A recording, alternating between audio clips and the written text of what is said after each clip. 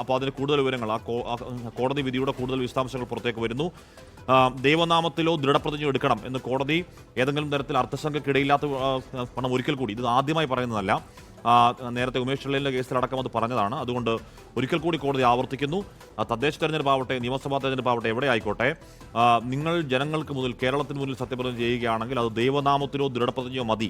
ദൈവം എന്നതൊരു നിർവചനം തെരഞ്ഞെടുപ്പ് ചട്ടത്തിൽ പറഞ്ഞിട്ടില്ല.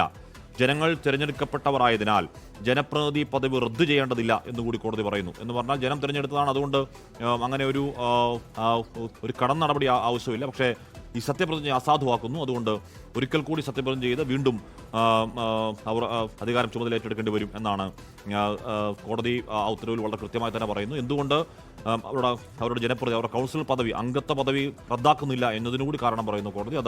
അത് ജനം തിരഞ്ഞെടുത്തതാണ്, അതിൽ കോടതി ഇടപെടുന്നില്ല എന്നുകൂടി പറയുകയാണ്.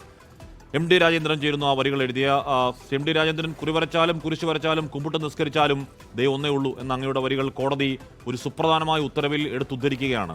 ഒരു ആത്മനിർവൃതി തോന്നുന്നുണ്ടോ സാർ?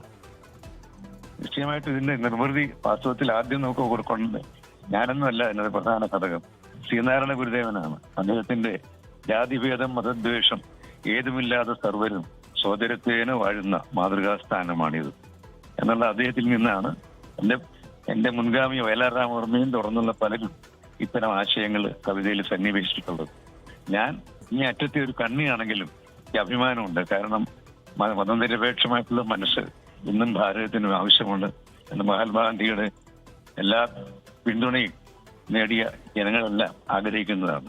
മഹാത്മാഗാന്ധി സങ്കല്പം, ഗുരുദേവ സങ്കല്പം, ഇതെല്ലാം ഉറഞ്ഞുകൂടിയ ഈ പാട്ട് സിനിമയ്ക്ക് വേണ്ടി ഞാൻ ആദ്യമായിട്ട് സംഗീത സംവിധാനം നിർവഹിച്ച പാട്ടും കൂടിയാണ്. ഞാനിത് ദേവരായ മാഷെ ഏൽപ്പിച്ചപ്പോ അദ്ദേഹം പതിവില്ലാതെ, അതിന്റെ മരണത്തിന് മുമ്പാണ്, പതിവില്ലാതെ എന്നോട് പറഞ്ഞു, നീ ഒന്ന് പാടിക്കുകയെന്ന്. സത്യത്തിൽ ഒരിക്കലും അങ്ങനെ പറയാറില്ല. ഞാൻ ഉദ്ദേശിച്ച് കളിയാക്കാനായിരിക്കുമെന്ന്. അപ്പൊ ഞാൻ പറഞ്ഞു, അല്ല മാഷെ വരിക അല്ല, നിന്റെ ട്യൂണിലൊന്ന് പാടിക്കുക എന്ന് പറഞ്ഞപ്പോ അദ്ദേഹത്തിന്റെ ആ കാന്താർന്നകളിലെ വീട്ടിന്റെ വരാന്തയിൽ നിന്നുകൊണ്ട് പേടിച്ച് ഞാനിത് പാടിയപ്പോ അദ്ദേഹത്തിന്റെ മുഖത്ത് നോക്കി പറഞ്ഞു, ഞാനിത് ചെയ്യത്തില്ല എന്ന് പറഞ്ഞു. കട്ടണ്ടറിയായിട്ട് ഞാൻ വളരെ നിരാശനായിപ്പോയി. കാരണം എന്റെ കൂടെ പ്രൊഡ്യൂസർ സുരേഷും ഉണ്ട്. അപ്പൊ ഞാൻ വിളിച്ച് കഷ്ടമായല്ലോ, പാട്ടിന്റെ ഏകാത്തതാണെന്ന് പുള്ളി പറഞ്ഞു, ഞാനിത് ചെയ്യത്തില്ല. അടുത്ത ഡയലോഗാണ് ഞാൻ ഞെട്ടിപ്പോയത്, നീ ചെയ്താൽ മതി. അങ്ങനെയാണ് ഞാൻ ആദ്യമായിട്ട് മൗനം എന്ന സിനിമയ്ക്ക് വേണ്ടി, മാളമൂച്ചൂട്ടിന്റെ കുഞ്ഞിക്കുട്ടൻ എഴുതിയ സിനിമയാണത്, അതിനു വേണ്ടിയിട്ട് ആദ്യമായിട്ട് പാട്ട് ഞാൻ തന്നെ മ്യൂസിക് ഡയറക്ടറായിട്ട് എന്നെ ദേവരായ മാഷ് അവിടെ വെച്ച് സ്വീകരിക്കുക. അതാണ് ഈ പാട്ട്. പക്ഷെ ഈ പാട്ടിന് അവിടെയും ചരിത്രം തീരുന്നില്ല. ഇത് റെക്കോർഡ് ചെയ്യാൻ വന്നപ്പോ ദാസേട്ടൻ വളരെ വികാരഭരിതനായിട്ട് പാടിയ ഏക പാട്ട്. ഈ പാട്ട് അദ്ദേഹം സ്റ്റുഡിയോയിൽ വെച്ച് പാടിയപ്പോ ചെന്നൈയിലല്ല USA ഭാര്യയ്ക്ക് അപ്പൊ തന്നെ കൺസോളിലിരുന്ന പാട്ട് കേൾപ്പിക്കുകയാണത്.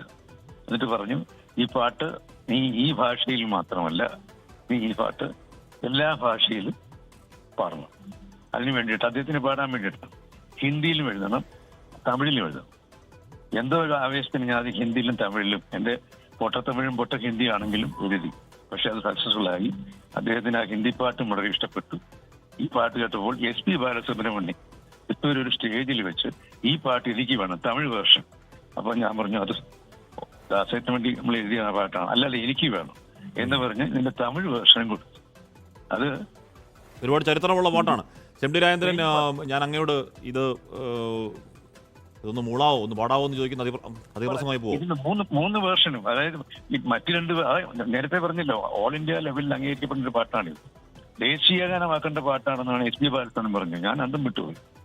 തിരുനീർ വഴിந்தாலும் சிலுவை வரைஞ்சாலும் தொழுகை முறை போல் செஞ்சாலும் காண்பதும் ஒன்று கேட்பதும் ஒன்று கருணை கடலாம் கடவுள் ஒன்று இறைவன் ஒன்று தெய்வம் ஒன்று குறிவரச்சாலும் കുരിശുവരച്ചാലും കുമ്പിട്ടു നിസ്കരിച്ചാലും കാണുന്നതും ഒന്ന് കേൾക്കുന്നതും ഒന്ന് കരുണാമയനാം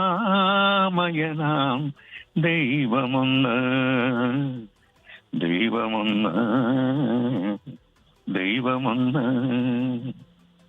thank you sir, thanks lot. അപ്പോൾ എന്തായാലും ഞാൻ അങ്ങനെ കൊണ്ട് പാടിപ്പിക്കുന്നത് ശരിയാണോ, ചോദിക്കുന്നത് ശരിയാണോ എന്ന് അറിയത്തില്ല, പക്ഷെ അങ്ങ് അതറിഞ്ഞ് പാടി. Thank you.